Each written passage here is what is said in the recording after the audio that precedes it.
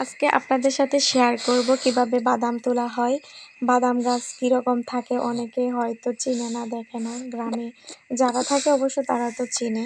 অনেক মানুষ কিন্তু বাদাম ক্ষেত দেখে নাই কখনো। তো ভাবলাম আপনাদের সাথে শেয়ার করি। তো হ্যালো গাইজ, সবাই কেমন আছেন? আমার পক্ষ থেকে জানাচ্ছি সালাম, আসসালামু আলাইকুম। আলহামদুলিল্লাহ, আপনাদের দোয়ায় আমি ভালো আছি। তো আমরা এই তো বাদাম খেতে চলে আসলাম। এখন দেখেন ওরা বাদাম তুলছিল রোদের মধ্যে বসে। প্রায় তোলা শেষ। আর আজকের এই বাদাম ক্ষেত তোলার সময় আমাদের সেই শৈশবের কথাগুলো মনে পড়ে। যখন বাদাম তোলা হতো তখন বাদাম তোলা যেদিক দিয়ে তুলে যেত সেদিকে পিছন পিছনে আমরা কাঁচি নিয়ে বাদাম পলিথিন নিয়ে বাদাম তুলতাম। তো আজকে সেই দিনগুলোকে খুব মিস করি।